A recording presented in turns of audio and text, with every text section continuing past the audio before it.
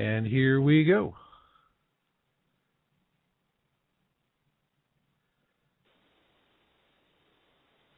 And Jesse, are you there? I'm here. Okay. John? Yes, I'm here. All right. Now, for the listeners out there, Planet X Special Report, and this is the, I don't know, we call it Premier Edition. We can call it whatever we want as long as nobody calls it Collect. And but one of the interesting things that happened once we announced that we were changing the format for Yeah Radio, and I was going to go to an ad hoc, and we were going to shift in the programming, and Jesse and I would be pairing up and start bringing out folks. Man, the onslaught was amazing, and I was getting a whole bunch of emails every day. Jesse's a so-and-so and a scum bucket and a this and that, and you're net. And I don't know, I think, Jesse, did you get a few back in a reverse direction towards me? Well, Marshall, I think we've had about 200,000 views since the show, and I would say 1% were negative. And but I've noticed it change. People are starting to we've kind of filtered through some of the people that are just there to come in and disrupt. And through that filtering process, we're getting more and more constructive comments. But yeah, we definitely, people don't like it when you strike certain nerves, and we felt it on this end.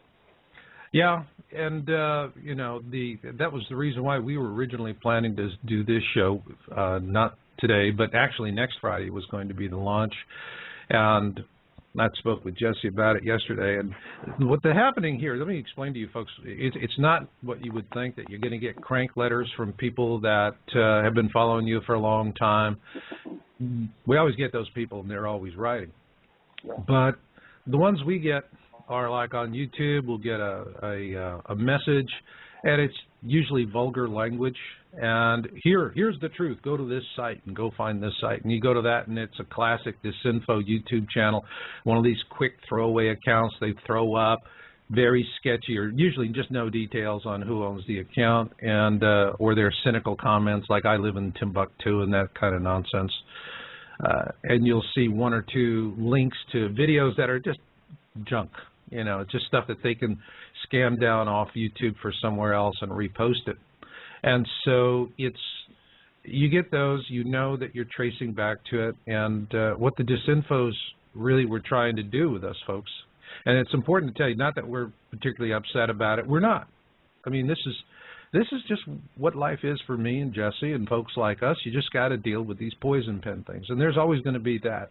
But this is more of an orchestrated campaign, and it's real simple. They know when they do this that we're not going to go, oh, my God, Jesse's a so-and-so because this Yutz is saying it. No, we don't. We do what we always do. We'll go and just simply reverse back into whoever the sender was, their account, and block them.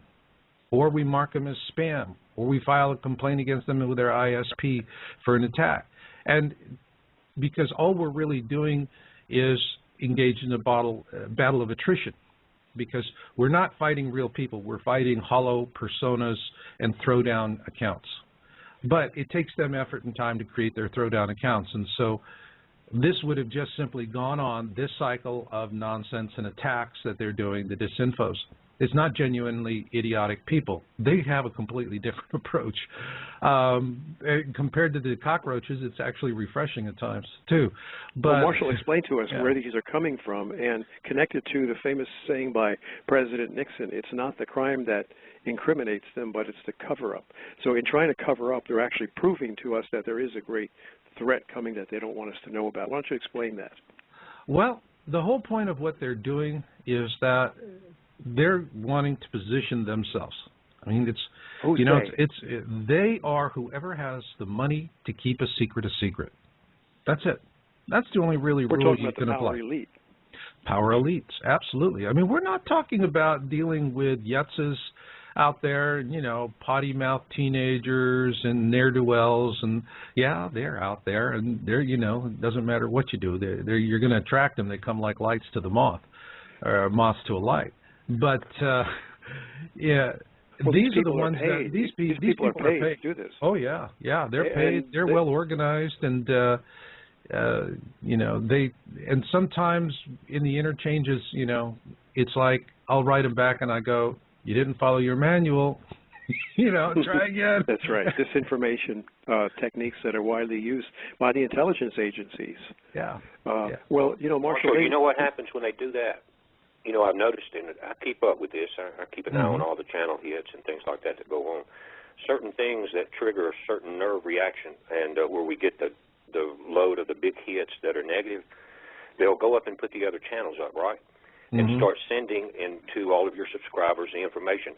And every time they do it, it backfires on them because it doubles my hits, and it brings people here to see, well, why is he such a bad guy or whatever? And then they start gathering information, and then I see them change and start sending in links to new earthquake links or volcano things.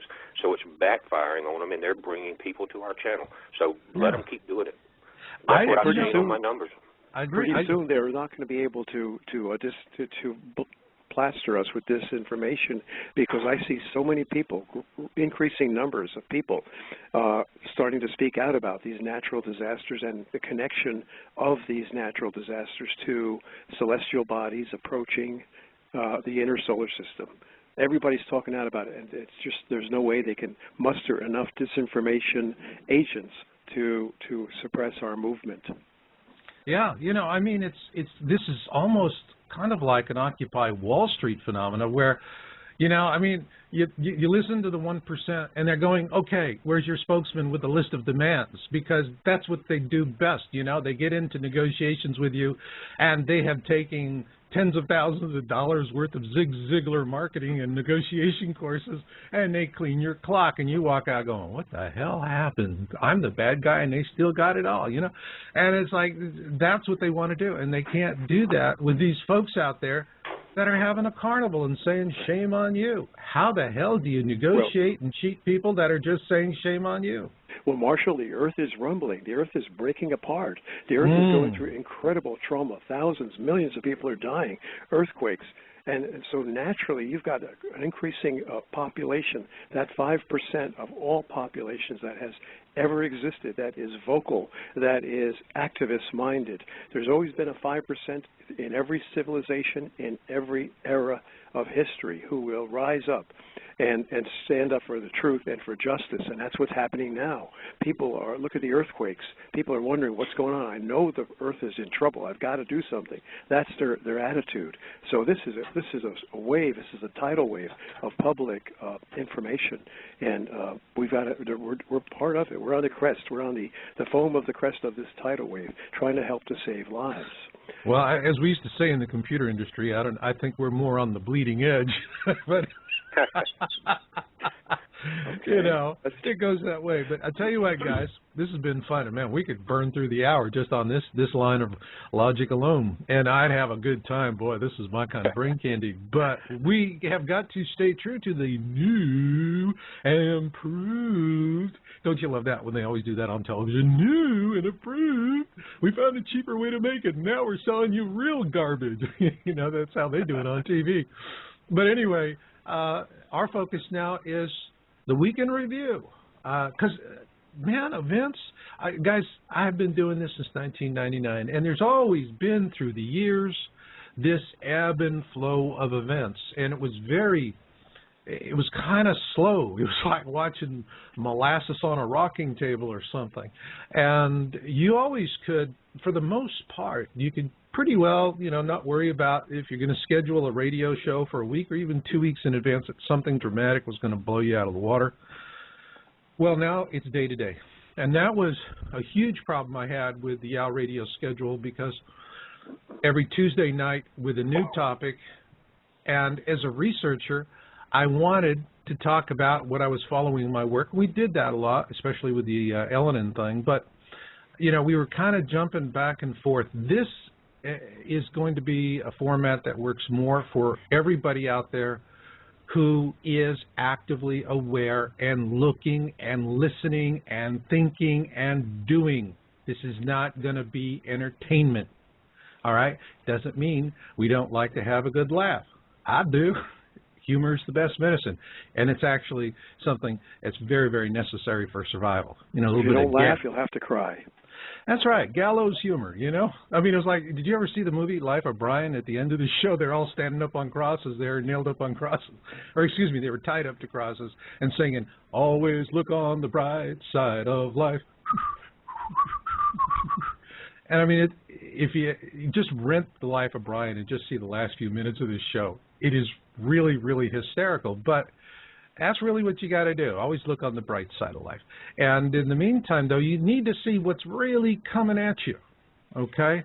And what's happening in the world around us. And I have never, ever seen this level of activity. And it's getting more and more and more. And that was the reason why I partnered up with Jesse, because he is on these real-time Internet tools.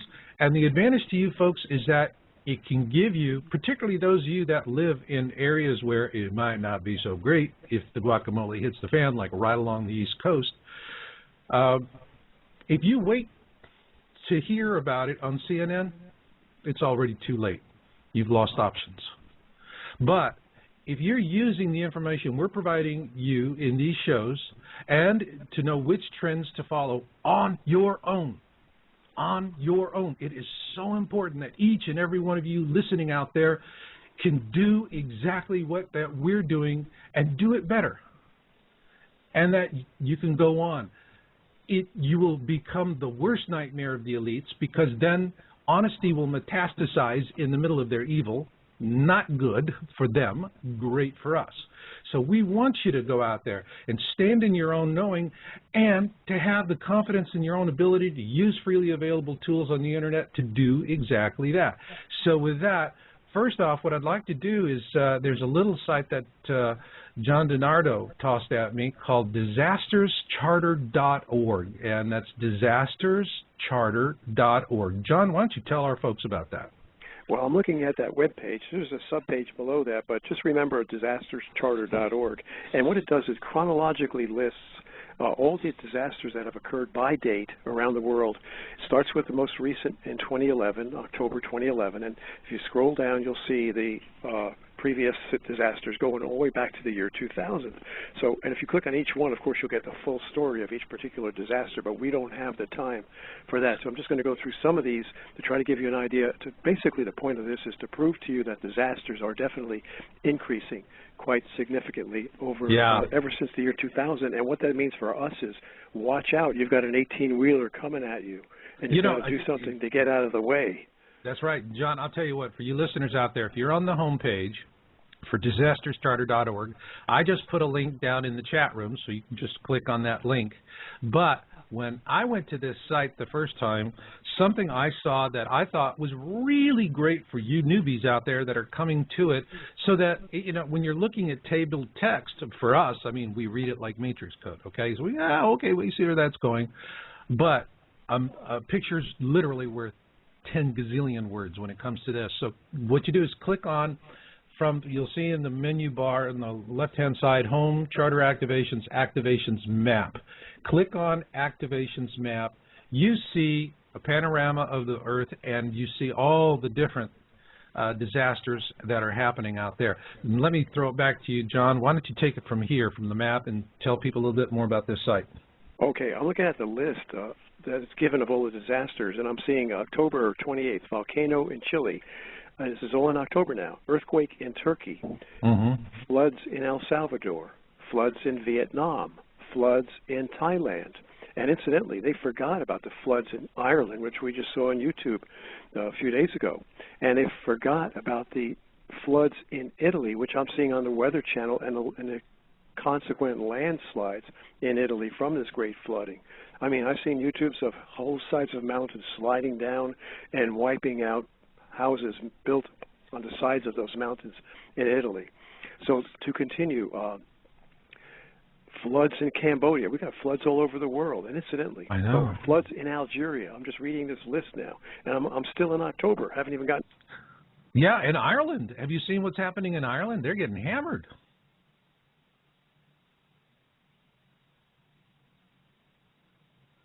Uh-oh, looks like we might have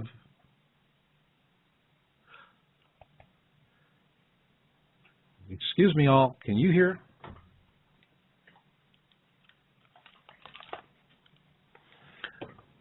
Can you all hear me?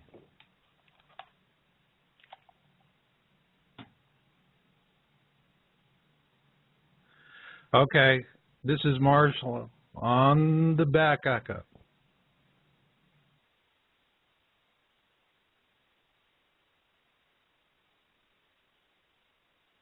And with me is Bill Zam, and I'm sure you're probably interested as to who would want to hack this show and why.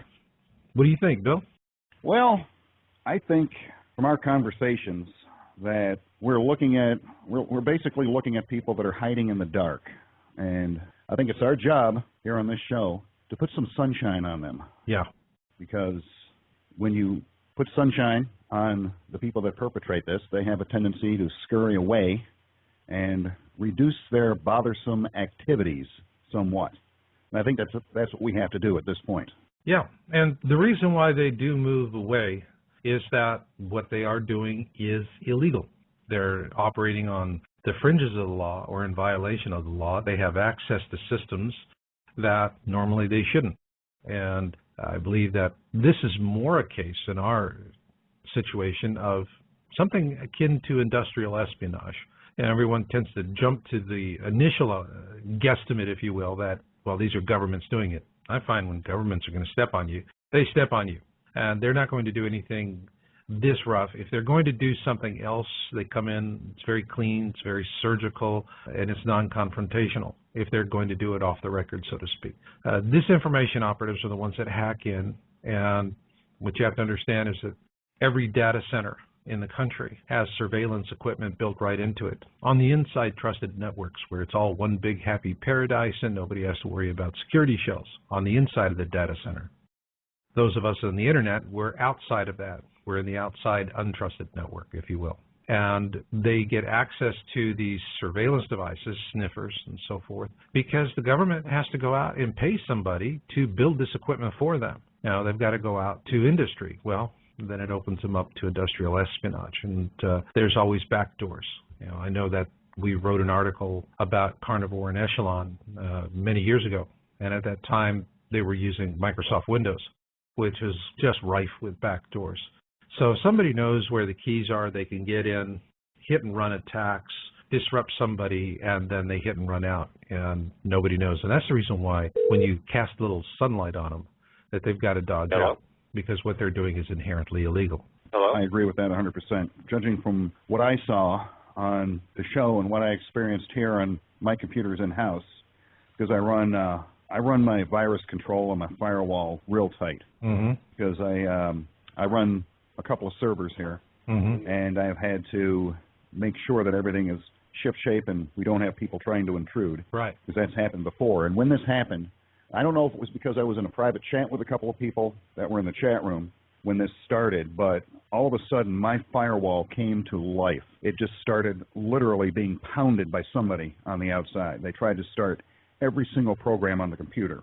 Right. And what was really disturbing is that they were attempting to start programs that don't exist on the computer. For instance, they were attempting to start a torrent program, which is a downloader, things that people use for illegal music files and things like that. They also tried to start up a program called Ping, EXE, that's used to find out where another computer is on the internet. Are you there? And it'll give a remote reply. So that's a couple of the things that they tried to start, and that was very disturbing. And that's when I made sure that I hopped on the email and the messaging and everything, and made sure that you knew about that, because I was able to pick that up here, and it was very disturbing, to be honest with you. But I'm glad I was able to stop it. But okay, folks, I think we're back on the air, and I hope everyone can hear us. Can you hear me, John, and can you hear me, Jesse? Yes, Marshall. Yeah, Marshall, I've got you. We lost you quick there. Oh, no, this was the way that they do the attacks this way is that they can go in and they can hit you on the server side and clip you at the on the audio circuit boards. But you had a take on it, John. What was it? Well, actually, it was a natural disaster that caused me to lose connection. And we had a power failure, and the reason is we've had the worst snowstorm for this date in history. Now, the snowflakes are like mini snowballs, and the snow is very heavy, piling up very rapidly. I went to run to the post office nearby just about an hour before the show started, and I brushed off all the snow off the car, and it threw the brush into the car and jumped inside, and by the time I got inside, the windows were covered with snow again. I mean, I was just amazed. If it was just you, John, if it was just you, I would have believed that. The problem is that you and Jesse both are in on separate circuits, and the two of you went out at the same time. I got hit hard on this end, Marshall. Well, that's amazing because I had a power failure. I mean, what happened was my power went out because of, and the Weather Channel was warning about this today. They were saying this snow is heavy and wet. It's going to bring down tree limbs, and sure enough, outside my house there's a tree limb overhanging the street and blocking the street. And so I know the tree limbs came down and pulled down the power lines and caused this temporary power failure that we had from this unique snowstorm. But then Jesse got it too, so wow. We got hit hard on this end. That snowstorm, now they say that's records that's been broken from the Civil War. We did a video last night about it, and we were warning people about backup heat because NASA said we're having this increased solar, these bursts are going to increase through 2013, through the solar maximum. And I was concerned that people around the world, and we were talking to people in the north last night on the new video about this, is that backup heat could be critical. And what we had done is we had watched this come in, is we had installed a wood burner heater. Even though we have electrical heat with natural gas backup, if your grid goes down, your electrical is gone, and then your supply line falls behind that, from your pumping stations to your trucks trying to deliver with computer communications for orders. And after living through 2 weeks with no power, no water after Hurricane Katrina here in Mississippi, that got my attention. And so if you go down, and we have solar flares that either from heating the Gulf and pumping this extra moisture into the Arctic winds that are coming down into the north on you guys, if it's either going to be that or electrical shortages due to these flares hitting our power grids and overloading them. But now it's getting down. We know that things are happening. Now what are you going to do about it? Are you prepared, or do you have a way to heat and keep your family warm and feed them this winter? That's the main thing you got to watch right now. Yeah, this looks like it's going to be a really, really cold winter, and we're not the only ones. You know, now they're on mainstream, and they're saying, well, make sure you've got extra firewood and whatnot, and you can stay warm, and, you know, it's important. But I think, let me put it to you this way. I live in a temperate climate where if you're buying a sleeping bag, all right, you buy a bag that's maybe rated for as low as minus or 10 degrees. All right, you could even get a bag that's rated down to like 30 degrees. For this winter, seeing what I'm seeing and following Jesse's channel, I hedged my bet, and I wanted to make sure that we had really good warm bags for emergency sleeping. And so I picked up a couple of Coleman's that are minus 15 degree bags. And the only way they're going to work for us is if it's that cold. Otherwise, it's very uncomfortable in a mild climate. So this is, you know, I mean, I'm taking this seriously, guys. I'm just really, really taking it seriously. By the way, I had to say here that, I mean, the comments in the chat room, you folks out in the virtual studio, we got 93 users out there, and it's very, very, very polite and well-behaved, and I really do appreciate it. You guys are just doing a wonderful job there in the virtual studio. Let me throw you some of the comments here, and after I put out, here I'm all... we got slammed. ZenMed said the snowstorm is not natural, neither the electrical outage. I agree with you, Zen.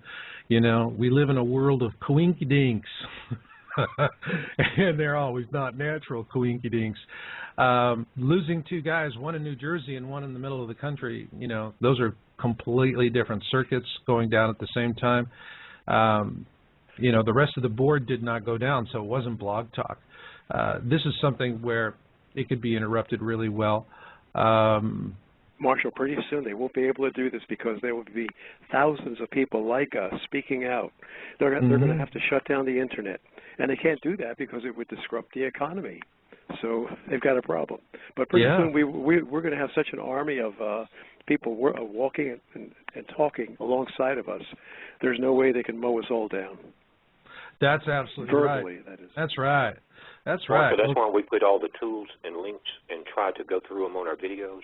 Because if we had talked about this before, if they take my channel down or something happens on this end, too many people have the tools now. Like John said, you'd have to shut the internet down because they're out there. There's no way to shut everybody up. And we're on shortwave radio too.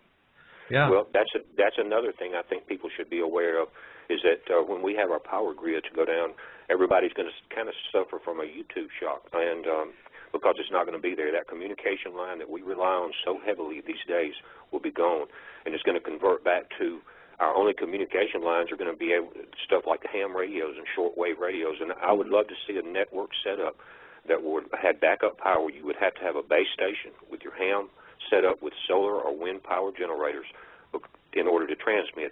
And now everybody won't be able to afford a transmitter, but now you can get hand crank and solar powered ham and shortwave receivers to where you can at least keep updated. And I think there will be enough guys like me and some other folks out there that will try to set these stations up and as a service to mankind, update as we get it. And that's what I'm looking into, is trying to put together a solar shortwave station, and that is going to be the new internet. There you go. I agree with you. And for you folks out there, just a tip, you can get the emergency, like the Eaton radios, and they'll have the shortwave bands, weather alerts, and all of that. And those are good to get. They're not too expensive. You can shop around, find them like at Radio Shack and online. One suggestion is that when you're not using that radio, take and disconnect all the batteries in it, even the ones that are the built-in NiCads, and make sure you wrap it up in something. You can just make a little Faraday cage. We describe all that in Planet X Forecast. You can just use, this Christmas holiday, tell everybody to send you fruitcake, all the fruitcake you can get. Keep it. It's good survival food in a pinch, but also the cans are great if you just sand off the top a little bit and you got a Faraday cage as long as there's metal connection. And just remember, whatever's inside that can't touch the metal. And keep your batteries separate from the radio. Put that in a can like that. You probably got one sitting around the house. Any kind of these cans that are used for food is really good because they're a very tight seal. And then you just set that aside. They block electromagnetic radiation. Right. It's a Faraday cage. Right. That's a great idea. Everybody needs to go on the internet before the internet goes down and buy a shortwave radio. Yeah. You can get one for about $80. Yep. Just look around. Right. That's the only way you'll be able to communicate, and that may be critical in survival, is to know if there are food banks in certain areas, if there's water supplies in certain areas, or if there's a disaster coming your way. And so everyone really should work towards that goal. And you know what else, too? The citizens band radios, which have a shorter transmission range, but they're good for your neighborhood. Locally. Yeah, locally they're great. And then you can organize people in it. I'm sorry. Go ahead. I'm sorry, too. I was just saying we can go worldwide with your short band and the ham, and then do your local updates through this CB system. Imagine a disaster. Now you've got a CB radio, or you've got other radios too, like these walkie-talkies, I forget what they call them, that have a limited range, maybe of a couple miles radius, where people in a disaster can talk to one another and say, well, I've got, you might say, well, I've got food here, do you have water or whatever, or where do we go to get this, and what can we do to forage for food? People can help one another out by communications this way. Well, that's exactly right. Now, I'm not a publisher or an author in books, but my wife has put together a guide, and she actually started it for us, and it lists all the trees in North America. I'd like to get some input on my channel from around the world, but a lot of people don't realize you can eat acorns, you can eat hickory nuts, and so what we're doing in this book is we're putting together photographs of the tree, of the leaf, and what the nuts look like, and you can go back in old America where they would take these and grind them up and make like a meal to bake bread with. And I know that's as simplistic as you can get, but if it came down to where that was the only thing you could eat, you'd go do it. That's right. And, and a convenient thing about a book like this, Jesse, and I think this is something that folks really, really need, is when they're hungry and they're scrabbling for food, they're going to try to eat all kinds of things. And if you have a heads up on what you can keep down, it beats the heck out of, testing different things to see which you can keep in your stomach and what you're going to hurl. The hurling is not very comfortable. So if you guys don't want to, be in a survival situation where, survival means who's going to have to hurl to test something, then Yeah, who's going to be the guinea pig? You don't want to be the guinea pig. Yeah, well, then what you do is you get Jesse's book when he gets it out there, and I sure do want to see him get it going. Jesse, this week, because we're 20 minutes left in the show here, and give us a rundown of all of the trends and things that you have seen over this last week on a global basis. What's new and what's changing? Okay, Marshall, if we backtrack, we had a big quake yesterday in Peru. Chile, just on the beach there. We threw a video up as soon as it came in, and then there were 4 or 5 big aftershocks. That's in your east corner of fire. That red fire has been lighting up. And you mentioned, Marshall, on a phone call we had about the magma inside absorbing the radiation from increasing activity. Okay, Jesse. Jesse, we're having a real hard time with your phone. It's chopping in and out. I'm going to hold on. I'm going to throw a switch for 1 second to see if this gets better. Okay, we're coming in. Go back to Peru again. The earthquake, or Chile. Oh, you don't miss it. You don't miss a trick, John. we missed what you said. Well, the point is that the sun is heating up the earth. Okay, and when you're dealing with that, and you're dealing with your magma flows, you're going to see places on Earth that you don't normally see become active. I have never seen a swarm like we saw in Turkey a week ago. You go to your 3D earthquake.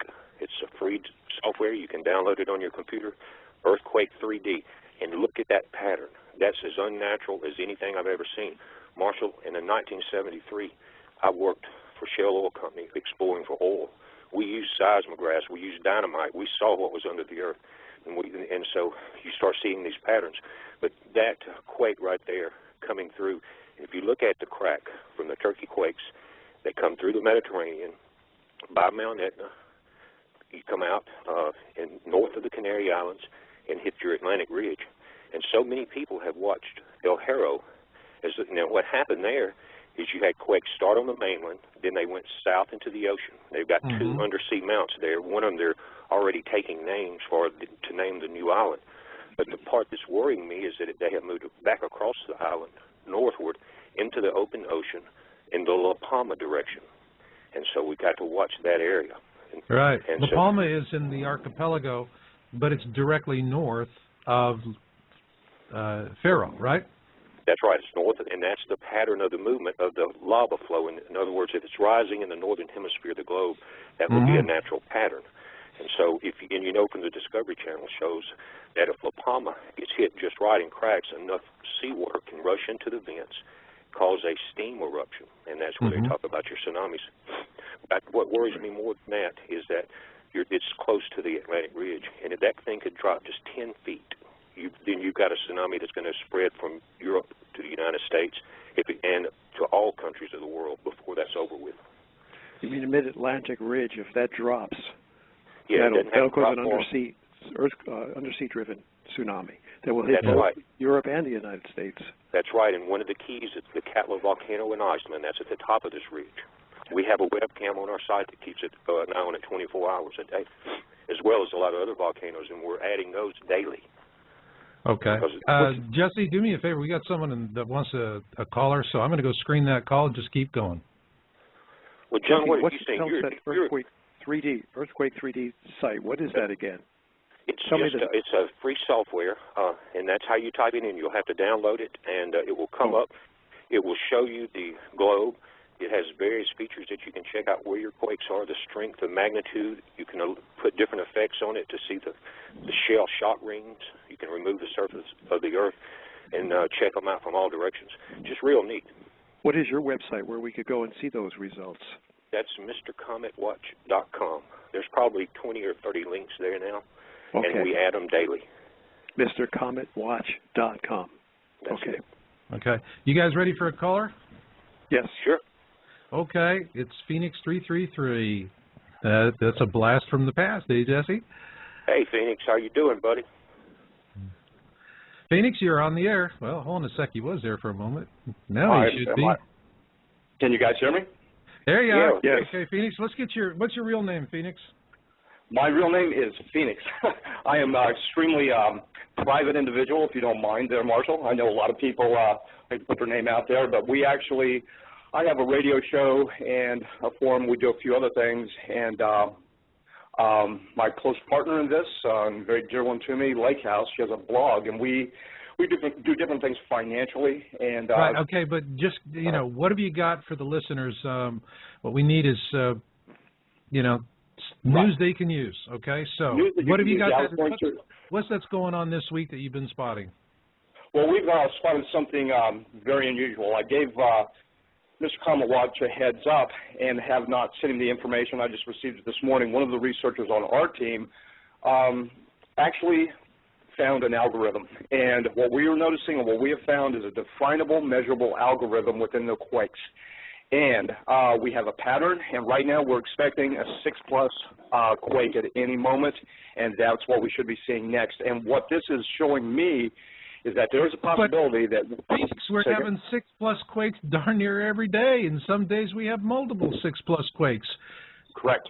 That's correct. You know? And this is coming in an algorithm-type pattern that is measurable and definable. This isn't a random thing.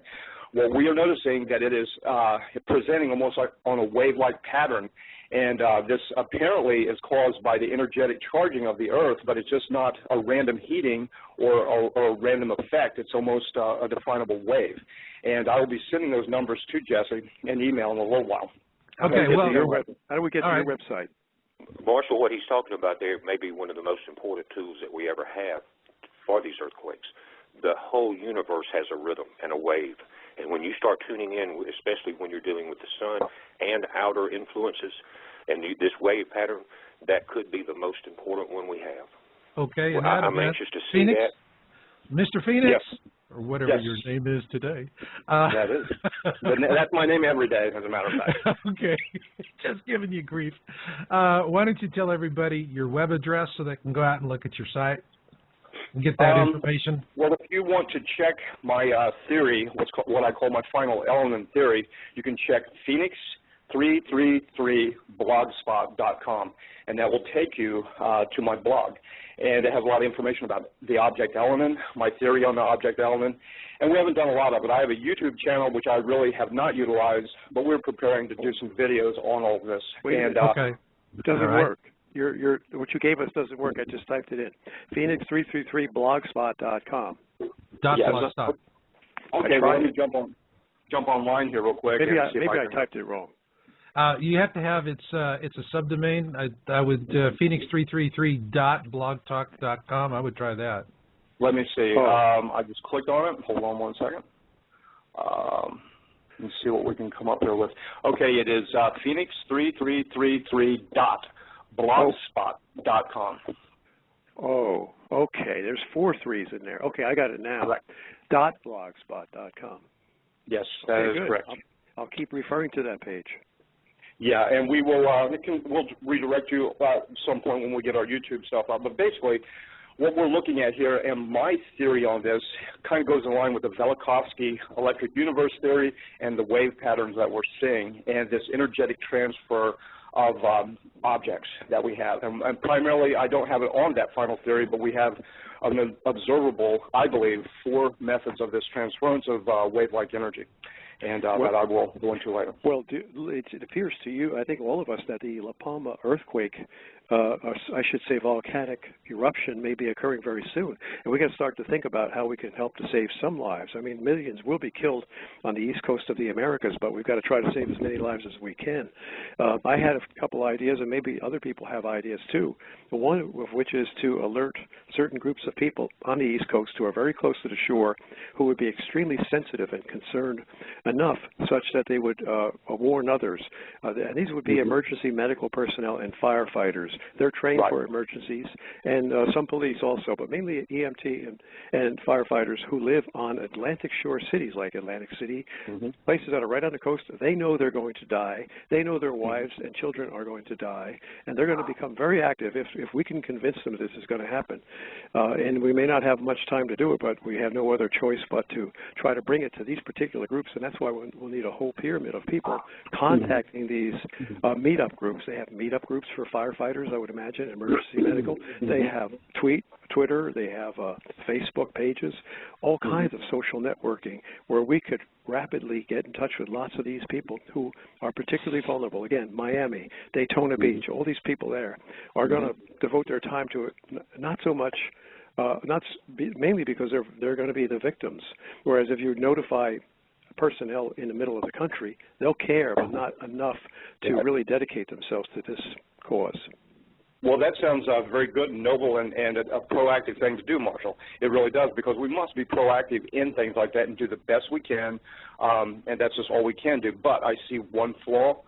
Let me play devil's advocate with this a little bit. If indeed we were to come under an incident where we were under heavy solar influence and a solar geomagnetic storm where we could potentially lose our power grid, that's the problem, because these early warning systems like the EAS system, tsunami warning systems, radio, telephone, and cell phone will all be down. So that's my greatest fear, is that we would get into a solar event and these events would happen, and people basically on the shore, the first warning they would get, they would notice all the water receding rapidly away from the shore. Right. We just have to do our best to try to warn people, and despite all the dangers inherent in that, So I think we have to do that really quickly, because all of us agree that with the La Palma landslide-driven tsunami may be occurring very soon, especially with the information you're giving us about these swarms traveling up toward the island of La Palma, where that dangerous western flank is ready to slide into the ocean.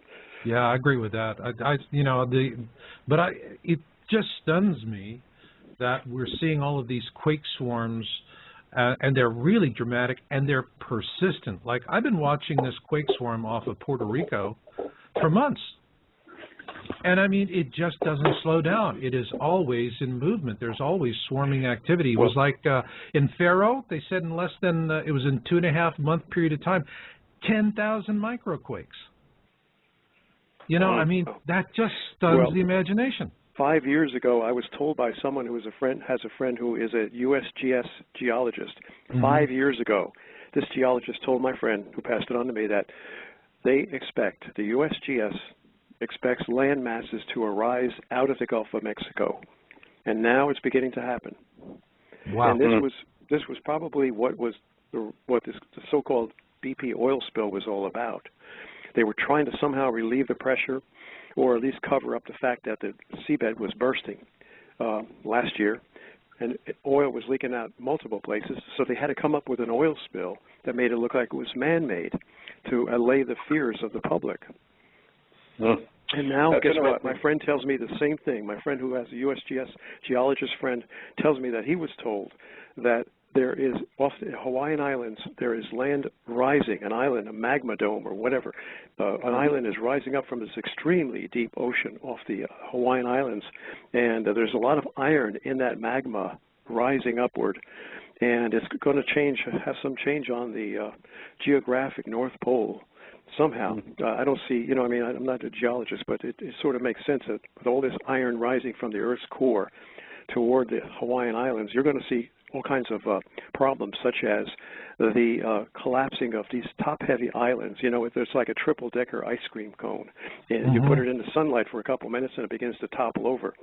Well, Professor Gary McMurtry, an oceanographer at the University of Hawaii, says that these islands build up so much so much lava from past eruptions that they become top-heavy, and also now with this disturbance under the ocean, the base of these top-heavy mountains begins to erode, and now the whole thing is ready to collapse.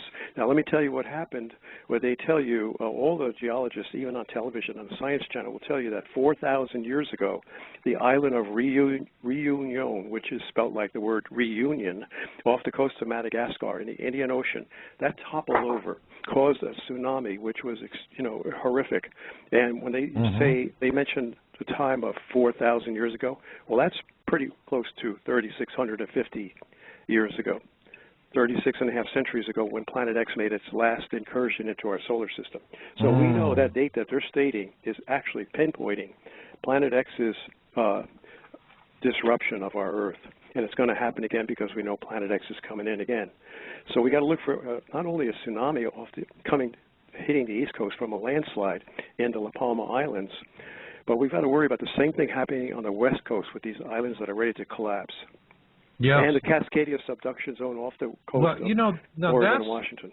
That's an interesting. There's one swarm, and we've only got about a few minutes left in the show. Jesse, you're watching a quake swarm that is in movement along a ridge that seems to be going to the base of the Cascadia fault system and into the San Andreas. Is that right?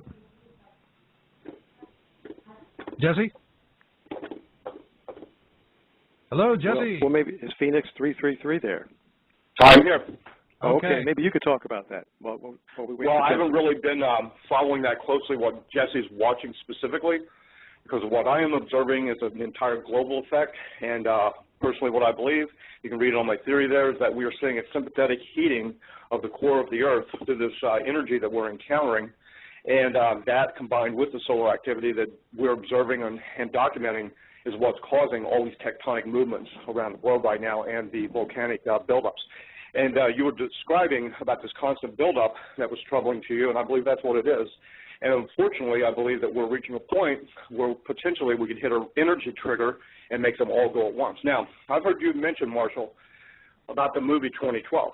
You will remember in the movie 2012, when they first determined and were told by the scientists what the problem was, they had determined that the Earth's core was heating at a rapid pace, almost like a microwave, and that they didn't understand how it was happening, and the particles, the neutrinos actually, were not supposed to be doing this. But that, all of the effects, these dramatic things of that Hollywood movie that you saw were the result of the core of the Earth rapidly expanding. And I believe that's what we're seeing, just like the movie showed. Well, it behooves us to watch that movie again. Well, I'll tell you what, we've got not only the sun's electromagnetic bursts, well, you know, charged particles being blasted out by the sun in the form of solar winds and coronal mass ejections and solar flares, which are indeed striking the Earth's magnetosphere. And you know, whenever you have electromagnetic energy striking another magnetic field like the Earth's, it's going to feed back to the source of the Earth's magnetic field, which is the core, the mostly molten iron core, which swirls around like a bowl of water on a potter's wheel. That swirling water, or that swirling molten iron core, is now sloshing around, and I could see the effects of its sloshing by watching the day-to-day progression of the jet stream on the Weather Channel, which I've been following since 2004. It started like this bowl, visualize in your mind a bowl of water on a potter's wheel, and somebody jars the potter's wheel a little bit. Instead of the water, which was previously swirling nice and smoothly in a nice circle, is now starting to ripple a little bit. And I saw that rippling motion exemplified, demonstrated with the rippling of the jet stream, forming sort of like a W pattern going all the way across the United States from 2004 until 2009. And then the ripple got more accentuated, and then little O's, or what they call cutoff highs and lows, began to form, huge O's in the jet stream, which filled the troughs and peaks of these W. And now... There you go. Jesse, are you there? Yeah, Marshall, my phone's got hit. On this, I'm in central Mississippi.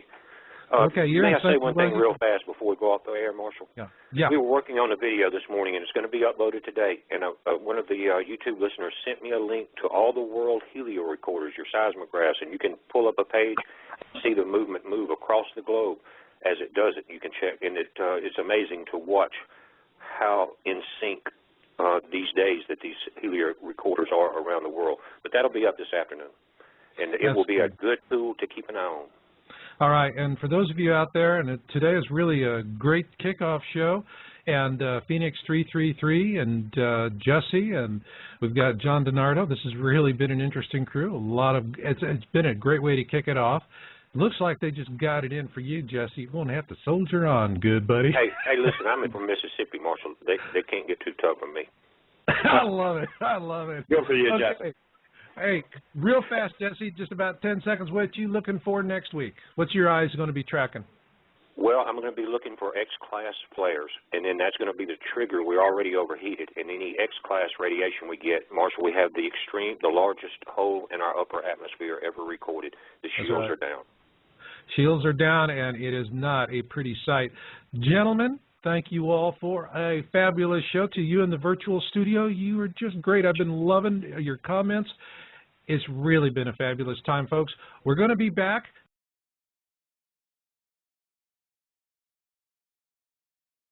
And here we go.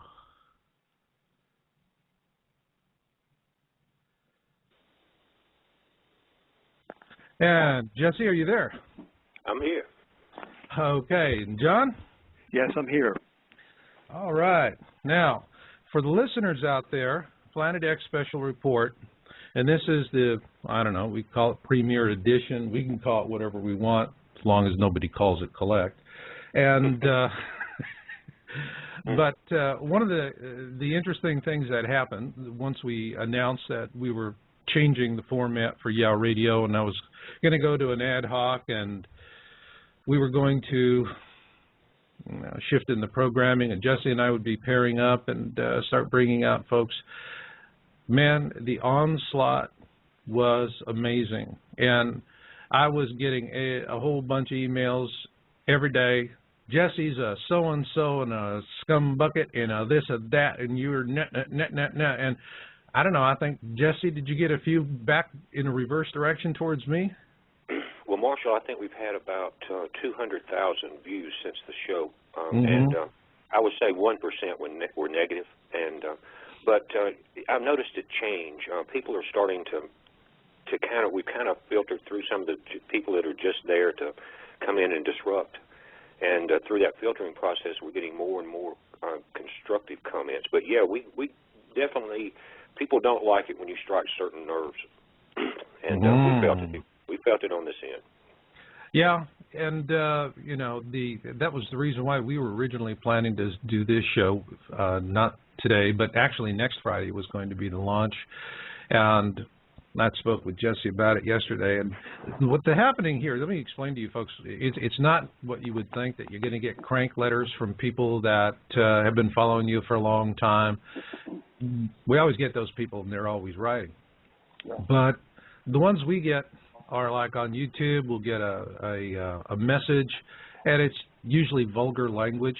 And here's the truth. Go to this site and go find this site. And you go to that, and it's a classic Disinfo YouTube channel, one of these quick throwaway accounts they throw up, very sketchy, or usually just no details on who owns the account, and or their cynical comments like "I live in Timbuktu" and that kind of nonsense. And you'll see one or two links to videos that are just junk. You know, just stuff that they can scam down off YouTube for somewhere else and repost it. And so you get those, you know that you're tracing back to it, and what the Disinfos really were trying to do with us folks. And it's important to tell you, not that we're particularly upset about it. We're not. I mean, this is just what life is for me and Jesse and folks like us. You just got to deal with these poison pen things, and there's always going to be that. But this is more of an orchestrated campaign, and it's real simple. They know when they do this that we're not going to go, oh, my God, Jesse's a so-and-so because this Yutz is saying it. No, we don't. We do what we always do. We'll go and just simply reverse back into whoever the sender was, their account, and block them. Or we mark them as spam, or we file a complaint against them with their ISP for an attack. And because all we're really doing is engage in a battle of attrition, because we're not fighting real people. We're fighting hollow personas and throwdown accounts. But it takes them effort and time to create their throwdown accounts. And so this would have just simply gone on, this cycle of nonsense and attacks that they're doing, the Disinfos. It's not genuinely idiotic people. They have a completely different approach. Compared to the cockroaches, it's actually refreshing at times, too. But, well, Marshall, explain to us where these are coming from, and connected to the famous saying by President Nixon, it's not the crime that incriminates them, but it's the cover-up. So in trying to cover up, they're actually proving to us that there is a great threat coming that they don't want us to know about. Why don't you explain that? Well, the whole point of what they're doing is that they're wanting to position themselves. I mean, Who's they are whoever has the money to keep a secret. That's it. That's the only really rule you can apply. We're talking about the power elite. Power elites, absolutely. I mean, we're not talking about dealing with yutzes out there, you know, potty-mouthed teenagers and ne'er-do-wells, and yeah, they're out there, and they're, you know, it doesn't matter what you do. You're going to attract them. They come like lights to the moth, or moths to a light. But yeah, Well, these are the people ones paid. that these people are paid to do this. Oh yeah, they're paid. They're well organized, and you know, and sometimes in the interchanges, you know, it's like I'll write them back and I go, "You didn't follow your manual." You know, try again. That's right. Disinformation techniques that are widely used by the intelligence agencies. Yeah. Well, you know, Marshall, you know what happens when they do that? You know, I've noticed, and I keep up with this. I keep an eye on all the channel hits and things like that go on. Certain things that trigger a certain nerve reaction, and where we get the load of the big hits that are negative, they'll go up and put the other channels up, right? And start sending into all of your subscribers the information. And every time they do it, it backfires on them because it doubles my hits, and it brings people here to say, well, why is he such a bad guy or whatever? And then they start gathering information, and then I see them change and start sending in links to new earthquake links or volcano things. So it's backfiring on them, and they're bringing people to our channel. So let them keep doing it. That's what I see on my numbers. I agree. Pretty soon they're not going to be able to plaster us with disinformation, because I see so many people, increasing numbers of people, starting to speak out about these natural disasters and the connection of these natural disasters to celestial bodies approaching the inner solar system. Everybody's talking out about it, and it's just there's no way they can muster enough disinformation agents to suppress our movement. Yeah, you know, I mean, this is almost kind of like an Occupy Wall Street phenomena where, you know, I mean, you listen to the 1% and they're going, okay, where's your spokesman with the list of demands? Because that's what they do best, you know. They get into negotiations with you, and they have taken tens of thousands of dollars worth of Zig Ziglar marketing and negotiation courses, and they clean your clock, and you walk out going, what the hell happened? I'm the bad guy, and they still got it all, you know. And it's like, that's what they want to do, and they can't do that with these folks out there that are having a carnival and saying, shame on you. How the hell do you negotiate and cheat people that are just saying, shame on you? Well, Marshall, the Earth is rumbling. The Earth is breaking apart. The Earth is going through incredible trauma. Thousands, millions of people are dying. Earthquakes.